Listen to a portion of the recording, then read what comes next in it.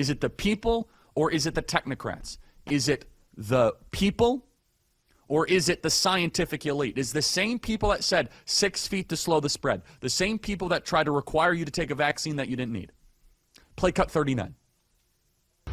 Yet in holding scientific research and discovery in respect, as we should, we must also be alert to the equal and opposite danger that public policy could itself become the captive of a scientific, technological elite. It is the task of statesmanship to mold, to balance, and to integrate these and other forces, new and old, within the principles of our democratic system, ever aiming toward the supreme goals of our free society. I mean, this is so prescient. He saw this entire fight coming. He saw the forces that were gathering beneath the surface. This was a largely subterranean threat. And with every new department that we approved, Department of Education, Health and Human Services, we strengthened this unelected scientific managerial elite. It is the cult of the managers, mid-level managers. They're not overly imposing when you meet them. You'll never know their names. They don't work necessarily very hard, but they slow down the spirit of America. They waste a lot of money, and I'm not even saying they're evil people. The Faucis of the world are a separate category. But these are the enforcers of the regime. And it really makes you wonder, who won the Cold War? This is a very Soviet-style way of running your government. Bureaucratic, entrenched, centralized, lethargic. It is the malaise of the bureaucratic class. And for decades, we have ignored this problem. For decades, we've acted as if we've had a president, and we didn't. And that is why, when Joe Biden was basically brain dead the last 2 years of his presidency, things continued to move on because he didn't actually have duties or responsibilities. It was senior White House staff. It was middle management workers. People would say, who was running the country? It's never been the president.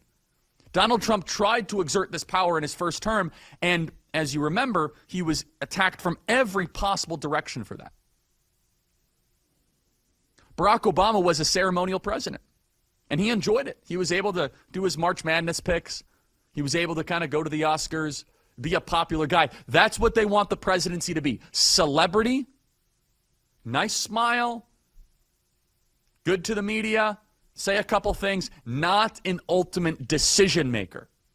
They want to turn the presidency into the King of England. Has a lot of history, but no actual power. They want to turn the presidency into the monarchy of Europe. Oh, remember when the Queen or the King ruled over these lands.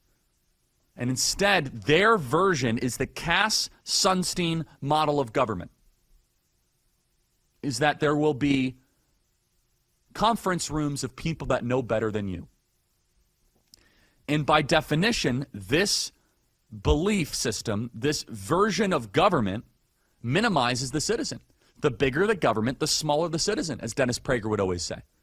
But you can't have big government without big bureaucracy. Bureaucracy is the middle fat of government. It is the beer belly. It's very hard to get rid of.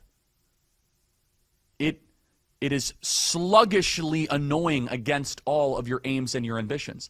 And it works against what Alexander Hamilton would talk about in the Federalist Papers, I think Federalist 70, if I'm not mistaken, the energetic executive. If you want a executive with energy and spunk and vigor and spirit and vitality, how are you supposed to do that if you have this permanent bureaucracy? And the permanent bureaucracy, which we used to call the deep state, but it is better described as the administrative state, is against almost every single objective of the current administration. And the example this weekend was from the Treasury Department. An activist judge granted more power to the bureaucracy than actually Scott Bessent. Who is in charge is the fundamental question. Who is sovereign? This is why citizens, we need to step up and continue to stay in the game.